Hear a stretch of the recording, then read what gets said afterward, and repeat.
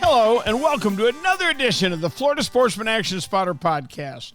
I'm Captain Rick Riles. Hey, we're going to have a lot of fun this week. We're going to take a trip around the state, and we're going to find out what's biting where. And I've got a question for the boys this week.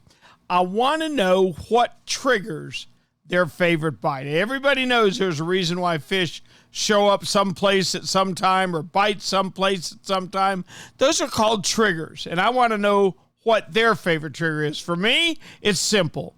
I love to see strong east winds in March and April when we expect winds, but I love it when they come from the east, because if they blow hard enough during that stretch, when May comes and it's time for our dolphin to show up, they're going to show up on the west side of the Gulf Stream, which is where we can be to catch them. So that's a trigger for me. Oh, the full moon in July. I don't want to forget that one. That triggers that incredible Stewart sailfish bite that's going on right now. So everybody's got a favorite trigger. I want to know what our Action Spotters triggers are. Hey, the Florida Sportsman Action Spotter is brought to you this week and every week by Yamaha. Reliability starts here. By Shimano, bringing people and nature together. By Tournament Master Chum. Oh, it's the best chum on earth, all right. By Nosara, Paradise Rentals, your dream vacation. By D.O.A. Lures, it's the unfair advantage. By Young Boats, you want the finest in flat span offshore hybrids? You need to check out youngboats.com. By Castaway Hat Co, that's the hat that's helping save our seas. And by Academy Sports and Outdoors, right stuff, low price, every day. All right, let's get it rolling with a quick trip. We got to get out to Costa Rica in a hurry and get a hold of our man, Craig Sutton. He's going to tell us what everything's like in my dream vacation spot, Nosara, where the marlin are due to start biting. Let's find out what's happening by checking in with Craig right now. Craig, are they biting in Costa Rica, buddy? Oh, yeah. Oh, yeah. We had that tropical depression went past us, gosh, I'm trying to remember now. I think it was Monday night, and it was last week, Friday. We've had 4 tropical depressions in the last 6 weeks. Wow, how about that? Forgive me if I'm a little bit confused, but the last one was supposed to be the worst one for us, and it ended up going inland from us, or a little bit east, and just with some wind and rain. But boy, ever since then, it's been just summertime weather and just lit up like a Christmas tree. But, hopefully that'll continue on all the way through August with rain set in. But, a lot of billfish, big bite of sailfish, and the inshore. 2 days after that rain came through, the inshore lit up with some cabarras, roosters, and what they call cabrillas. It's a family of a grouper. They're red groupers. We call a bunch of those. Never big, but real good eating fish. Oh, good deal. Good deal. How many marlin? Everything's good in Costa Rica right now. How many marlin did they see this week? Do you know? 2. 2. Okay. One small one, one kind of decent one, and had a couple other ones hooked up. And the sailfish were, right before that tropical depression, the sailfish bite got good for a while. We were getting raising barely double digits and releasing 5, 6, that kind of stuff. Oh, that's good That fishing. was not too bad. That was a welcome change. Yes, sir. That's good fishing. I know you've been a little short on sales this year. I'm glad to hear some of them have shown back up. I know it is. We still, though, while we caught a couple more of the nice big mahi, and we had one tuna that they called it 80, and then last week we had one that was 90, a lot of the 50s, 60s. Still good fish, but none of the giant ones. But, they're there. We're just not getting them on the hook. Or they're coming unplugged. As far as you and I are concerned, those 200-pounders are a young man's game. We don't need to. I don't know about you, Rick. Yeah, I'd like to catch you one. I've had 165 is my personal best. We don't need to play football in the street anymore, and we don't need to fight 200-pound yellowfin tuna. Craigie, that's a great report. Hey, let me ask you a quick question. We kind of got to make it quick. Do you have any idea what triggers good fishing in Costa Rica? Is it storms? Is it change of seasons? What is it that makes your fishing good? current. Gotcha. Current in somewhat stable conditions, but it's for us, we have a lot of current. And a lot of times, more so other areas in the world will get too much current. Where, like off Florida, I haven't seen it where it had too much current for the troll bait. But, the current, I think, for us, and just stable, because we'll catch fish in the rain, so that doesn't mean much to us, but, that right amount of current, because whereas with the, most of my experience, the East Coast, the moon will trigger it to bite good, and I'm speaking on the trolling fish mainly. The bottom fish, and sometimes here the current gets too strong, but over there for the trolling fish, as we get to the certain moon phase, we get too much current, and they'll shut them down for a day or 2 or 3. I see. All right. So current's key to you. That's what we're wondering about this evening. As always, Craig. Corrientes en español. Okay, buddy. Right amount of current. As always, we appreciate it. We look forward to talking with you next week, if that's all right. Sounds good to me, Ricky. Okay, thanks, Craig Sutton from Nosara Fishing and Nosara Paradise Rentals. All right, let's get this evening rolling with a trip up to the northeast corner of Florida and check in with one Captain David Voorhees. David, how are you? Hey, Rick, I'm doing fine, buddy. Good deal. Good deal. Tell me how your fishing's been this week. Well, we're sort of still seem to be on that roller coaster. Water temperatures go up, they go down, they go up, they go down. We're getting a lot of rain now, and that's really affected our bite. Sometimes good, sometimes bad. This rain will release more shrimp. We're going to get more shrimp flushed into the water. That's a good thing. But, right now we're in the middle of that time of plenty. There's just so much food for these fish. Mm-hmm. There's just, and it can make fishing very difficult for people. And I talked to a lot of people this week, and people struggle, and some people have, you'll talk to one person, oh, we did great, and then you talk to 2 people and they struggled. And that's sort of typical of this time of year. You'll have these ups and downs. And what I think it is, it's hard to find the fish, and it's hard to find the fish when they're feeding, because I think there's just so much food for these. And what I saw this week a couple of times was, man, you had to be in the right spot at the right time, because all of a sudden, boy, these fish would go off, something would trigger them, and boom, they would start feeding like crazy, and you better get a live shrimp or something in front of them to get a hookup. But a lot of guys are doing good with quarter crab or half a crab. There's, a lot of big reds up and down. I think every day this week we caught big reds. Today we had a 32-incher caught out off these drop-offs, off these deep water drop-offs, and saw a big trout this week. Saw some real nice flounder this week, a little bit of everything. And I actually had a day this week where we absolutely, all we needed to complete every fish in every species would have been a black drum. But we absolutely had everything in the fish box, including both trout, the flounder, the red, sheephead, the snapper. We had a whiting. I mean, it was just one of those days where it's like, oh my God, what else are y'all going to catch, But that's typical this time of year. You'll get a lot of species, a lot of fish. Oh, that's cool. That's way cool. Hey, David, let me ask you a question. We all know different things act as triggers to get our bites going. You and I both know when we get a strong northeaster early in the fall that's probably going to trigger our mullet run, and that'll start a lot of things. What, on a day-to-day type basis, what triggers do you look for that you think, oh my goodness, this just happened, that'll make this fish bite where? You understand what I'm talking about? Yeah, there's a lot of things, and me, Rick, the way I fish, I look at everything. I'm looking at water temperature. I'm looking at water clarity.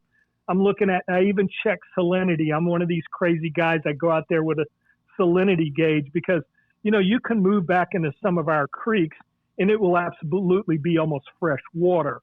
And so you got to pay attention to that. But one of the things I look for, and especially in the summertime, and I sort of touched upon this last week, is I look for us getting these cold waters that come in off the ocean and drop that water temperature.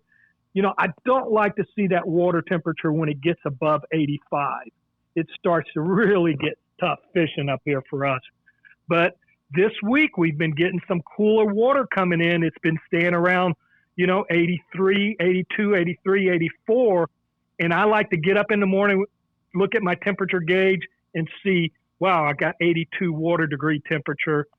And that's one of the things I look for. And I used to, I never understood a lot of up here what made our water always dirty on sometimes, what makes the water temperature change so drastic.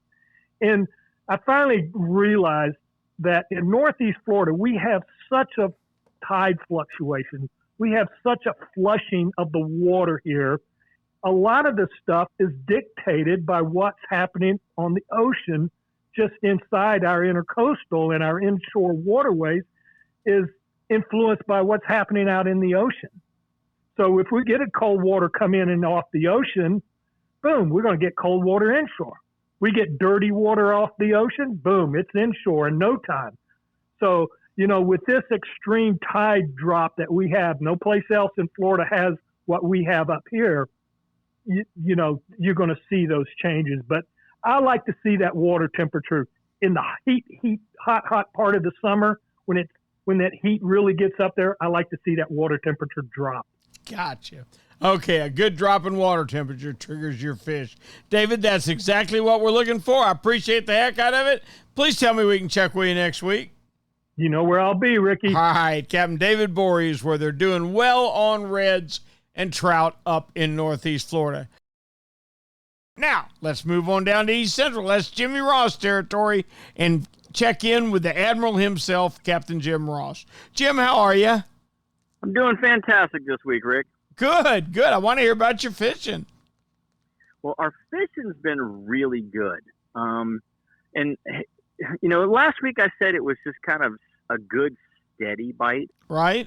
The bite got better this week. Oh, good. And I think leading into this full moon, the fish really decided that they were going to chew. All of the guys that went out on the red snapper fiasco seemed like they did well. There was very minimal problems with people, having boat issues or things like that. And there was some really, really nice fish caught. Average fish was pushing right at that 14, 15-pound mark. That's a good one. We had some fish that were over 25. We had plenty of fish that were in that 6, 7, 8-pound range as well. So everybody that went out seemed to have a good time. We didn't have a lot of the small boats. I think you were mentioning the same thing. A lot of the smaller boats didn't go because of the weather, but a lot of the bigger boats that did go out and were able to handle that weather did really well.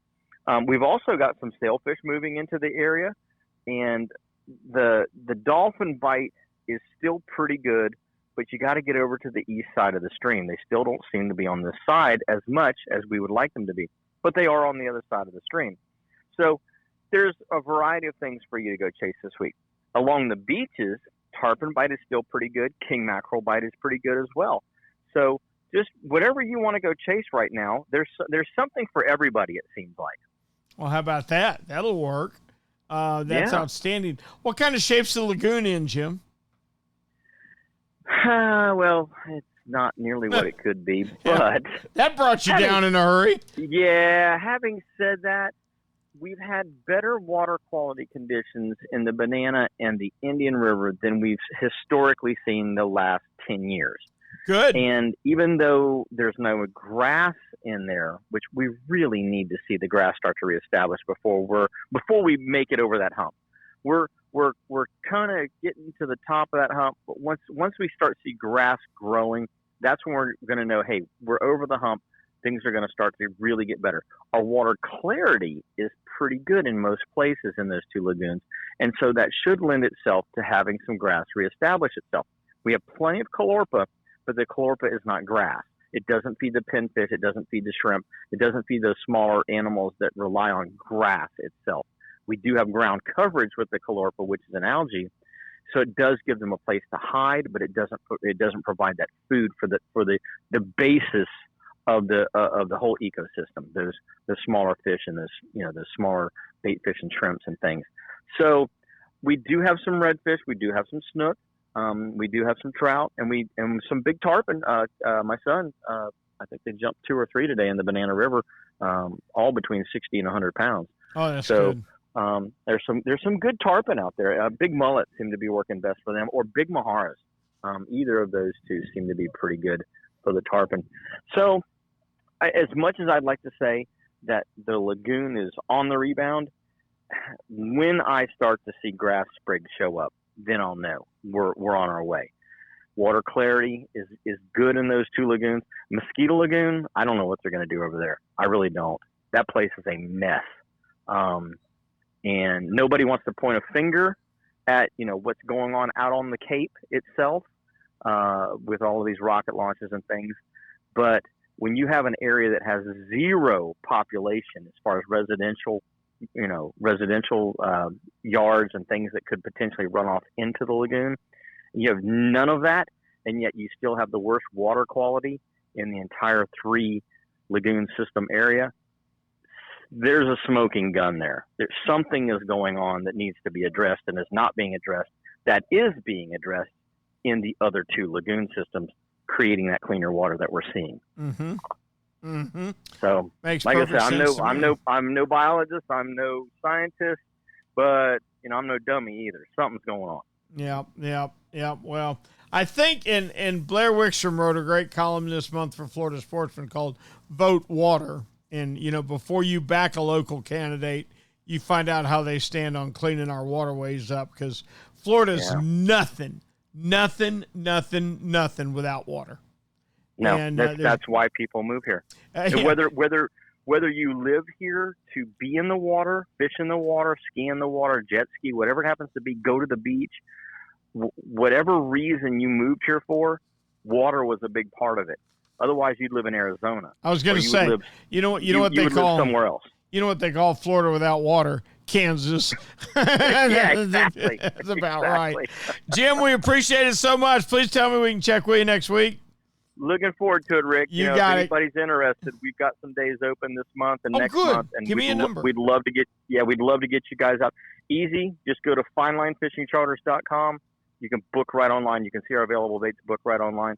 We'd love to get some of the guys and gals out that haven't had a chance to get out and maybe do some tarpon fishing or some of those types of other fish that you don't typically chase on a regular day. We'd love to get them out. Book Captain Jim Ross or his son. I've done it. I can promise you'll have a good time. Thank you, Jim. Thank you, Rick. Okay, Captain Jim Ross. Now, time to head down to our newest action spotter and a guy I look forward to talking to each and every week and getting advice from several times during the week. Captain Ray Roach down in Miami. Ray, how are you? Great, Rick. How are you, bud? Good. How was your bite this week? Not bad. A few dolphin around, a few yellowtails, a few kingfish, a few yellow eyes and vermilion. So we've been, picking at them. Good deal. Yeah, go ahead and ask me, Ray. Go ahead and ask me how my 3 days of sail fishing was this week. Please ask me. God, somebody asked me. Well, Please. I had 14, which ain't no great number, but it's a darn good number for me, I promise you. That is amazing. I haven't seen that kind of stuff around here in a long time. Whew, buddy, it's hot up there right now. I tell you, they are biting. Ray, I got a question for you, and I'm so glad to hear that your fishing's been good. Give me one of your favorite kind of fishing, and what makes it good? What triggers do you look for to say, I bet we're going to get them tomorrow? Yeah. Well, here, wind and the combination of wind and current dictate a lot. And, in Miami, we have a lot of current close to shore. We're kind of the knuckle between Bimini and Florida. And, there's a lot of days when we have current really, really strong up on the reef. And when we have that, it makes things like tile fishing, yellow eye and vermilion fishing, amberjack fishing on the wreck, even yellowtail fishing on the reef. It makes all of that kind of difficult because the current's just too strong. So when I break over the reef in the morning and I stop on my first spot and, 60, 100, 200 feet of water, that tells me a lot about what is possible. So if I have light current, I have a lot more opportunities to fish the bottom. If the current's strong and the wind is blowing, we're kite fishing. So we kind of have to have a lot of things ready every morning because of those conditions. Even in the summertime, this week I had a trip where we went over the reef in the morning and it was like 2.5 knots of current, and it kind of shoots us down for all that 200 to 400 foot bottom fishing and tile fishing out in 600-700 feet. So we trolled and got our kite stuff ready and put up the kite. So we find that it's better not to fight Mother Nature.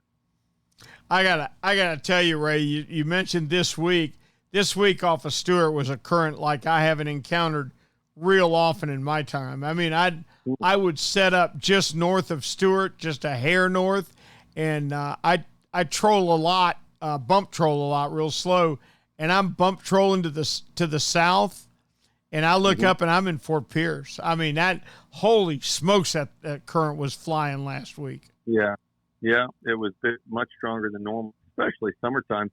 A lot of times we get the rain coming out of all the different creeks and inlets, and that pushes that hard current a little further offshore. So summertime and fall is typically known for, a little bit, calmer, slower current and greener water. But, boy, this week it wasn't like that. Oh, no, there's no doubt about it. Well, Ray, that's a great report. Hopefully the weather, it looks to me like the weather's going to hold for another week or so. We're going to get some good fishing in. I just hope it's right. I got one more week. When is the full moon? Is it this Thursday? Yeah, I think it's coming up in a couple of days here. This will be the end of my sailfish season real soon. Ray, I appreciate it. I look forward to talking with you next week. Yes, sir. Take care. Thanks, Captain Ray Roach from the Misprint Charter Fleet down in Miami. Okay, that's going to wrap up our trip down the East Coast. Now, before we head west, let's get a word from the Castaway Hat Company. I bet you don't even remember the day that all the cool kids would rub baby oil mixed with iodine to help get their skin even darker in the summertime. Being burnt was cool, and even if you weren't a surfing god, you sure looked the part. Man, have a lot of us paid the price for our vanity. We never knew the skin problems or health damage that awaited us. Today's fishermen have the option of being so much healthier in the sun than we ever thought of, thanks in no small part to Castaway Hat Company, who not only provides our podcasters with Castaway straw hats, but they make the coolest prints on the underside of the brims you ever saw. You may think your bimini top or T-top blocks the sun, but as an awful lot of us old guys can tell you, you can't have enough protection from sun damage. So do what we do. Put on the sunblock and put on your Castaway straw hat. You'll look the part of today's best anglers, and you'll even be helping the environment. That's because each Castaway hat sold to Castaway Company pays to have 1 pound of trash removed from our waterways. The burning Florida sun won't be roasting your skin, and believe me, when you age a few years, you'll thank us old guys that spent a lifetime on the water and learned our lessons the hard way. So go to CastawayHatCompany.com and get your best sun protection today. That's CastawayHatCo.com. Castaway Hat Company, a hat for every adventure. Now let's head on down to Kokomo. Time to check into Alamorada and one Brandon, Captain Bean Storin. Bean, how are you? I'm great, Rick. How you been? I'm doing outstanding, my boy. Tell me about fishing in Alamorada this month. Yeah, so we're seeing a little bit better of a mahi bite out there. Also, still some tunas around. Also, the big mangrove snappers are spawning on the reef. Still some mutton snappers mixed in with them. And the boys sword fishing, they've been doing pretty good. Still getting a couple bites a day. As far as backcountry goes, getting a lot of really, really nice sea trout now. Like they showed up a little late this year. Also, there's been some triple tails around, tarpon as well. And you could even manage to catch a few snook if you can get them past all the sharks. Woo! We got some sharks, buddy. We got more sharks than we know what to do with. Yep. Hey, if you want to go shark fishing, come to Islamorada and book me. Make my life easy. You can go anywhere. If you want to go shark fishing in Florida, you need a cane pole and a bent pin is about what you need. They are everywhere. I don't know what the result's going to be, but we sure do have a lot of sharks. If you want to go shark fishing, book me. I can give you a discount. You'll make my life so easy. I got you. Yep, I know exactly what you're talking about, my boy. Well, that's a great report. Hey, let me ask you something. What weather conditions do you look for to trigger a good bite down there? You know, I just like it when it's nice and calm. I mean, like, especially in the summertime, because I could do things like look for tarpon rolling or, you know, look for a free-floating triple tail or, you know, or go offshore for mahi and the bay boat that I use. Man, like this past week, almost two, it's been blowing. And it's like, you know, when it gets really hot, you only got so many options that you can do.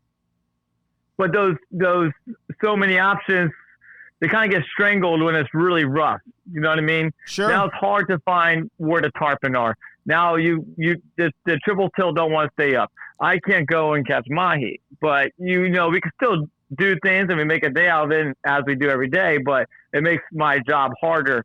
You know, life a little harder. So just calm. I mean, you know, west wind, south wind, definitely not favorable. I mean, south wind if you're mahi fishing, that pushes some mahi in, but you know, nice east wind maybe, you know, southeast wind, you know. But you're like my buddy George Labonte out of Jupiter. He says it never gets too calm to scare him. And I think that's probably what you're talking about. Brandon, we appreciate it so much, buddy. Please tell me we can check with you next week. Always. Captain Beans Storing. You know what Yamaha Outboards love? The genuine formula and consistency of Yamalu marine engine oils. What? Outboards are subjected to punishing conditions like high loads, salt, and humidity, a mix that automotive oils can't handle. Yamalu full synthetic and marine performance formulas are certified to protect against friction and corrosion for reliable performance every time. Find Yamalu marine oils at your nearest Yamaha Outboard dealer. Locate them at yamahaoutboards.com/dealers. Yamaha, reliability starts here. Hey, Raj, you know, being consistent is a mark of a quality product. If you've been Florida's #1 chum for over 10 years, there's got to be a reason. For 10 years, Tournament Master Chum has lived up to its name. That's why more tournament pros insist on Tournament Master than any other chum. It's the only chum with Menhaden milk mixed right in. That means it gets the scent out faster and deeper than any other brand of chum. It comes in a grind size for every species from kingfish to catching bait. Your fishing time is way too precious to you second-rate chum. Bring the action to you by insisting on Tournament Master Chum. It's worth every penny. When you're ready for the finest in custom-made flat spay or inshore-offshore hybrids, you are ready to meet the Young family in Inglis, Florida. For over 21 years, the Young family has built custom boats one at a time for every type of fishing. Nothing can sneak up on a flat quite like the Gulf Shore flats boats, and I've never fished a better hybrid than the Young 24s and 27s. Rob Young is a naval architect who takes tremendous pride in each and every build for each and every customer that wants their boat custom built exactly the way they want it. Is it time for you to move up? Are you ready to own the finest boat built? Then you need to visit the Young Boat facility in Inglis, Florida, or check them out online at youngboats.com. That means it's time for 10,000 Islands and none other than Captain Steve Dahl. Steve, how are you? I'm doing great. How are you? I'm outstanding, buddy. A full moon in July. I'm sail fishing every day. How you think I'm doing? No, that's your deal. That's for sure. You wait all year for this month. Yes, I do. Sure. Yes, I do. I always laugh at the deer hunters up north, like Minnesota and all, because they plan deer hunting all year, and then their gun season, Steve, is like 2 weeks. Yeah. And I'm like, man, how can you guys focus on deer all year when you only get to hunt them for 2 weeks? Well, guess what? I've learned I'm the same way about sailfish. I think about we them. all are wired that way. I think about them all year, and then I get a couple of few good weeks, maybe a month and a half of good fishing. Tell me how yours was this week. It was pretty good, actually, despite we didn't really get we got real late rain this week. So we didn't get rain till the evening. So it really made those days, pretty toasty. Lots of sunshine and high water temp. So I kind of did my near shore thing still, and started having a little bit of fun with, some of these bigger snook that are out on the wrecks. And we started kind of deploying some artificials the last couple weeks, and we're kind of taking some bigger, really stout jig heads, 3/4 to an ounce, even some 1.25 ounces, and with big paddle tail swim baits, and kind of just dropping those right in the wreck. And despite what you might think, they actually you're controlling it the whole time, so you got a lot of feel to it. You kind of feel it hit bottom, and it's just kind of a really quick snap. And we started playing around with it almost kind of like you were slow pitch jigging offshore. And we were catching just about everything. We caught cobia this week. We caught a permit doing this on 5-inch paddle tail swim bait. Plenty of big snook, some decent sized snapper on these big swim baits. And they're not doing that. They're not swimming. They're literally falling to the bottom, making contact with the wreck or, the area right adjacent to the wreck.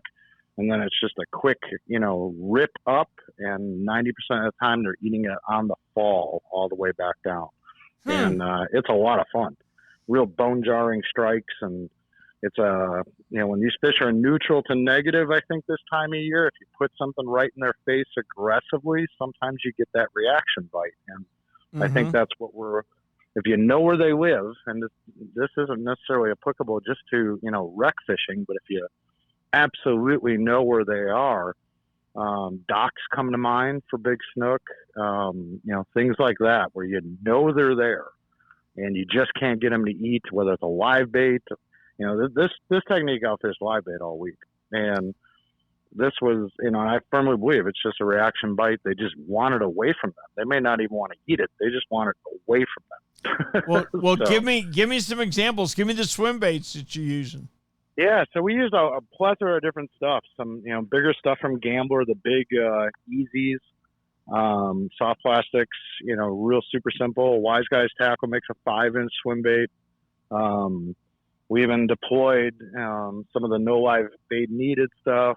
A couple off-brand things that, some generic stuff, and played around with a bunch of different profiles too. But it seemed like anything that had that real slender tail that allows it to flutter on the drop was the magic. And it was a lot of fun. I mean, it's something a little bit different, and again, I think it can be applied in a lot of different, this is where I love thinking outside the box, especially in, times that are kind of a little bit trying. And, these water temps are just at an all-time high for me. And so I'm just trying anything to, make it a little bit more entertaining out there. And this seems to work. The last probably, 7 to 10 days, we're having a lot of fun on these artificials. So. Excellent. Scented or unscented? I don't think it really matters. Everything I've been doing has a little bit of scent. It's varying degrees of scent, all the way from, the heavy stuff like Berkeley Gulp to, light stuff. We played around with, a bunch of different scents too. A lot of Procure stuff have been used in. Honestly, Rick, I don't think it matters. I really think it's just a reaction bite. If you're finessing them, and, I use some scented stuff, and manufacturers that do, have scent in the soft plastics when I'm in the backcountry.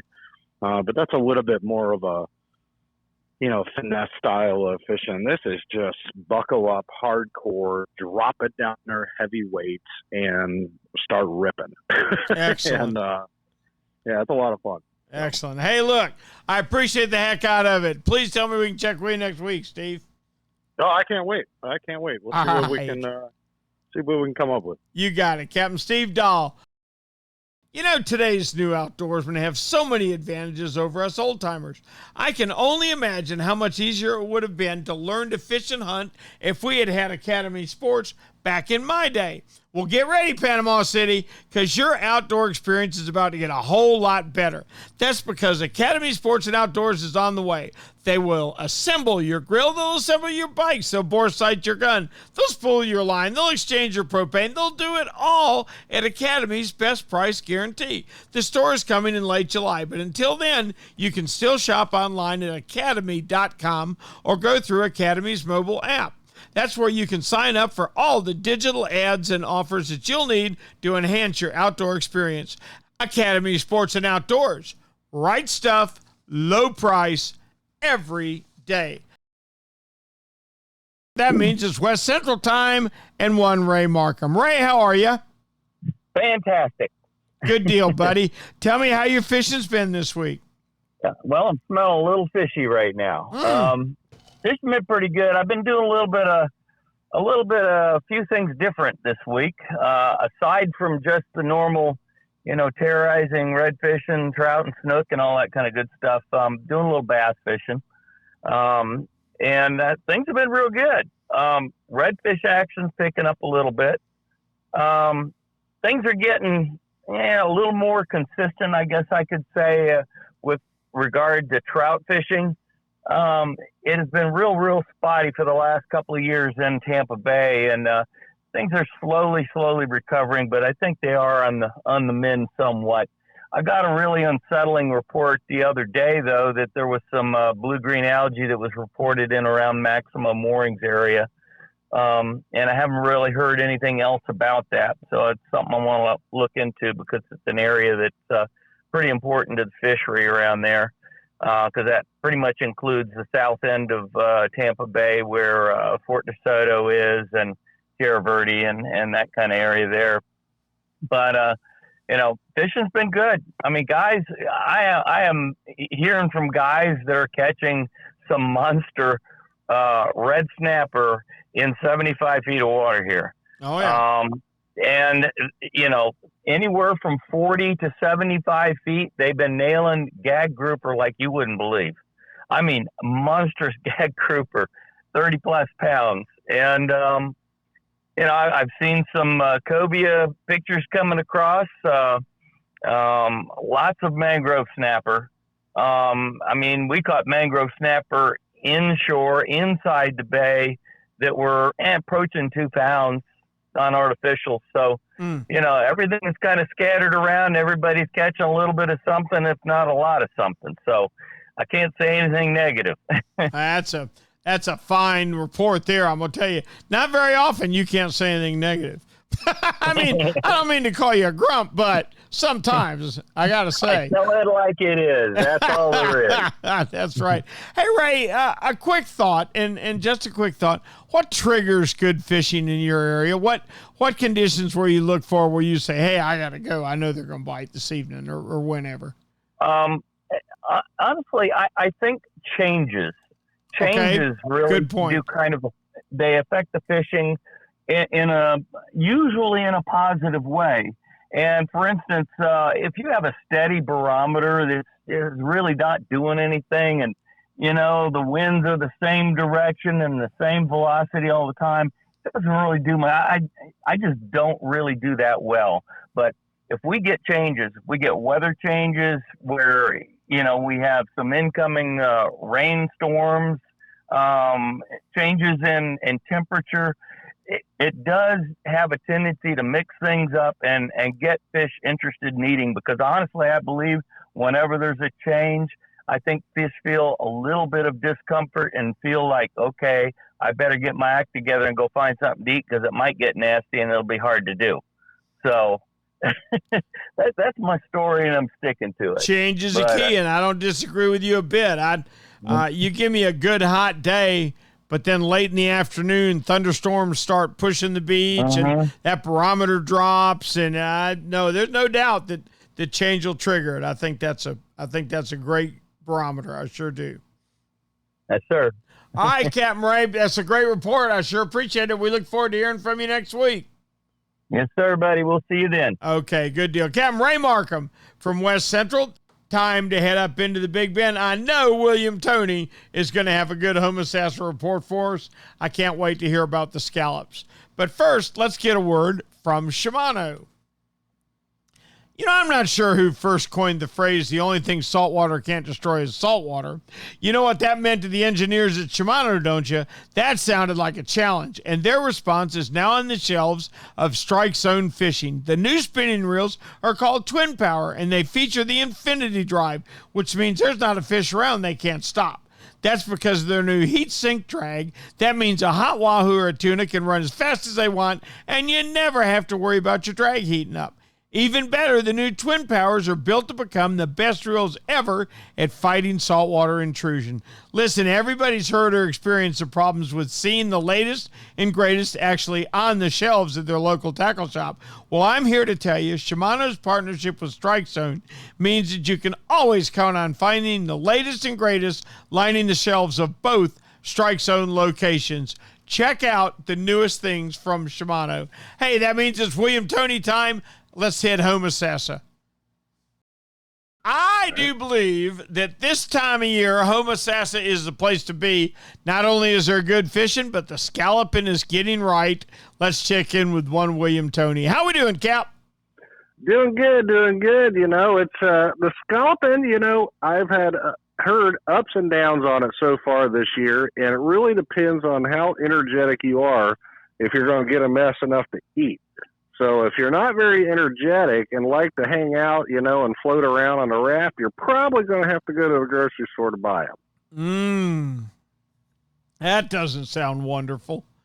It's, you know, I think here's the deal. There are some here, but, you know, and looking at Facebook posts and other social media, you know, this is why my prognosis on the whole deal, you know, as far as I know and what I've read, scallops live to be about 14 months, possibly 2 years old. Mm-hmm. They do most of their spawning in the fall.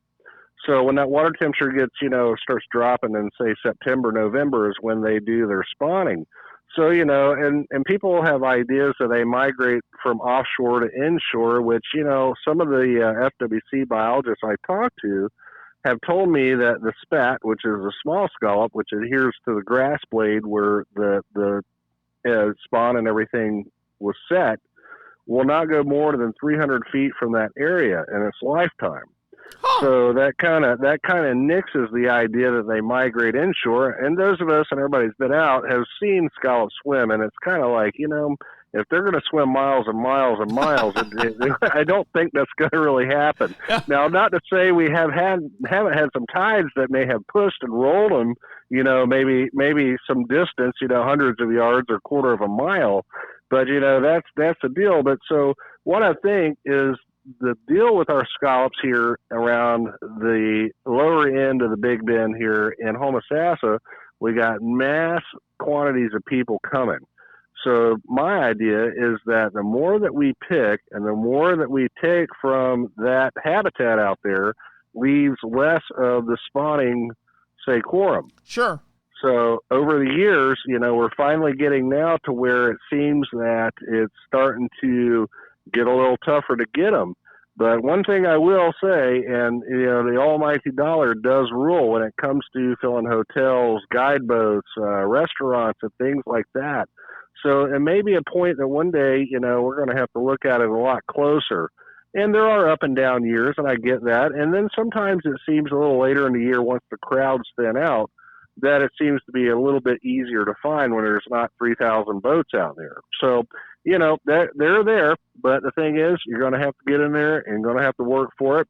And some of the better areas are just out off of St. Martin's Keys toward the Scallop Rack and the Gomez Rock area. And I have seen posts of people getting, you know, 5 gallons, 6 gallons, or a day's worth. They're getting their full boat of 10 gallons. But, you know, they're there, and, you know, it's the experience, and I get all that.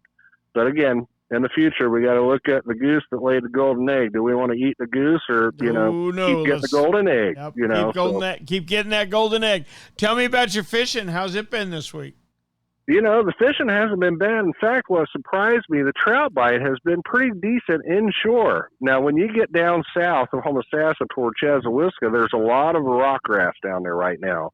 And we've had some really, you know, kind of afternoon thunderstorms getting into that summertime kind of pattern, which has helped kind of get the water back down to the high 80s instead of those 90s that we've been seeing. So the high outgoing tide has been the best bite using a D.O.A. glow jerk bait in that rock grass, and you'll see it. It's just fields of it, and you'll see it bent over at that outgoing tide. Now, what I will suggest when you get ready to fish, stay on it, because once that tide turns in, which is going to be around, it's going to be in the afternoon this coming up weekend, so it's going to be in the morning on that high outgoing. Once that tide stops and turns in, the bite stops. Okay. So what you're looking for is the outgoing. The incoming's been a dead tide for you this week, huh? Well, it's not a dead tide. You have to switch gears. That's when you want to go target redfish. Aha. So, so there are still fish are biting. You're not shut out. You just have to quit fishing for trout and go after redfish. And there's always the possibility of a few triple tail being, caught mostly north of us up towards Cedar Key and the Wakasasa Bay. They like that darker bottom for some reason, that dark water. They seem to migrate toward it. And we got a couple bays here down toward Homosassa where, we've been getting them in, but not keeper size, but like Stokes's Bay and different areas around Torresella and Crystal River that have a darker water influence. Once you get out in that clear water and you can look at every crab buoy you want to, you're not going to find them. Makes perfect sense to me. William, we appreciate the heck out of it ever so much. Please tell me we can check with you next week. I'll be right here in downtown Homosassa. All right, I'm counting the days till the 19th, till I get to come scalloping with my buddy William. Thank you, buddy. I'm looking forward to it. We appreciate it. All right, thanks to William Toney for a great Homosassa report. Now we're going to go check in with Captain Kevin Lanier, who I can promise you his back is hurting from lifting heavy red snapper. Am I right, Captain Kevin? Good Lord, Captain Rick, I have never seen so many red snapper in my entire life. Yep, I know what you mean. You know what has impressed me more than red snapper? Mm-mm. We have caught some of the biggest vermilion snapper that I have ever seen. Good. We are consistently day in and day out catching 3 to 6 pound beeliners. Say what? Every day. Yes. 3 to 6 is that is huge. Yeah. That is huge. It's been phenomenal. I mean, the gag bite slowed down just like it normally does this time of year. We've been getting some nice red grouper. The king mackerel are picking up. We're picking up about a king mackerel a trip now. Blackfin tuna, we got blackfin tuna going on. The other day we got 2 sailfish. We got a sailfish on the morning trip. We got a sailfish on the evening trip. Unfortunately, the morning trip, shark got it before we could get it to the boat. But it's just been amazing. I mean, fishing for us has been absolutely incredible. That's fantastic. That is absolutely fantastic. What do you attribute the big vermilions, Kevin? I commercial fished a long time. I've seen 1 7-pound vermilion in my life, and I don't think I've seen a 6, maybe a 5 or 2. But my goodness, that's big vermilions. Well, if you guys can go on my Instagram or Facebook page, Casey Sport Fishing, and look at those fish, and you can't distinguish between the red snapper and the vermilions. That's how big they have been of late. Right. It's amazing. That's fantastic. Is it new spots that you haven't fished before, or is it areas that they've just moved into? It's areas that we have fished before. You know, the thing I always try to tell people is don't concentrate so much on one spot, because if you get in areas, a lot of times the peripherals of those areas will hold better fish than the actual spot itself. Mm-hmm. So, give yourself some time. Don't be so quick to move. It's funny. A lot of times we find new spots while we're untangling lines, and we just have people keep their lines down. Yeah. I mean, that if you've been on the water long enough, you know that. And, hammering fish. The other day we got 2 blackfin tuna, and if we actually had them chummed up. We were actually seeing the blackfin tuna skirt underneath the boat after bait. So, how about that? That is really cool. Boy, it sounds to me like it's happening in Northwest Florida, and it may be time to head there. And you know what I think people lose track of sometimes? On the East Coast, in the hottest part of the summer, when we get to July and August, the fish move on up into North Carolina, Virginia, on up to New York. over in the Gulf, you're about as far north as they can get, aren't you? Absolutely. They got to turn left or right when they get to us. That's exactly but, right. And one thing I'll tell you, Captain Rick, if the listeners of this podcast have never fished the Mexico Beach, Panama City, Apalachicola area, you have missed a treat during red snapper season. It is worth hauling your boat over. It is worth coming out here and fishing with us, getting on the boat with somebody, because it is just absolutely, we are plumb worn out, and we still got a month to go. That's outstanding. Kevin, I'm happy for you. Enjoy it while it lasts, and please tell me we can check with you next week. If I'm standing upright, I'll be here next week. Okay, don't let him whip you, Cap. Don't let him whip you. I'll talk to you next week. Captain Kevin Lanier from Northwest Florida. Can't leave Florida without going through the Florida-Alabama border, and that's right around where we find one Captain Tyler Massey. Tyler, how are you? I'm doing good, Rick. How are you guys? Good. I hope your report's as good as Kevin was. Is your fishing strong? Yeah, man, fishing's been really good. The last week or so, we've been blessed with some good weather, which allowed us to get a lot of fishing in. So as far as bottom fishing goes, that's been most of our anglers main focus right now. Red snapper season is still in for the federal charter boats and the recreational fishermen. So everyone's catching red snappers right now. When it gets water temp is definitely up there. The high 80s, mid 80s. We always say it's best to the fish maybe get a little more particular and don't eat as quick as they did earlier in the season and that kind of stuff. So we fish a little bit lighter line, a little bit smaller hook, a little bit lighter weight if we have to, just to kind of slim all of our terminal tackle down to try to get these fish to bite a little better. I understand perfectly. Now, Kevin talked like limits have been pretty easy. Has it been that way for you guys on the red snapper? Yeah, it's been pretty easy for us anyway. Some of the people that I talk to, just regular weekend fishermen, they are having a little bit of a trouble some days. It's not quick limits every day. They have to fish a little bit for them, but there's still plenty of fish out there. Excellent. What are you hearing on the troll, Tyler? Any fish biting in the blue water? Yeah, the fads have been producing. The last week or so. I've heard reports of people catching blue marlin, white marlin, wahoo, and dolphin, all in these fads, and most of that's just trolling. Your regular islanders, ballyhoos, naked ballyhoos, all that kind of stuff is working really well. And also the dolphin, they react really well to live bait too. If you get pull up to the fad and see some dolphins swimming around and start pitching them a few live baits, you can kind of keep them with your boat, and it's a lot of fun. You can catch a lot of those fish, in a quick amount of time. So that's been really productive. Also, there's been some yellowfin tunas out there, but they haven't been biting very well. They're just seeing them blowing up and stuff, but they're not being able to catch them. Gotcha. Okay. That sounds like an absolutely great report, Tyler. I think you're looking at good weather for a stretch now, so maybe you'll collide with those yellowfin tunas soon and put them on the deck. Please tell me we can check with you next week. I'll be here, Rick. We'll see you guys. You got it. Our thanks to one Tyler Massey. And that wraps up our little trip around the state tonight. And you know what? For the start of the second week of July, I found it very encouraging.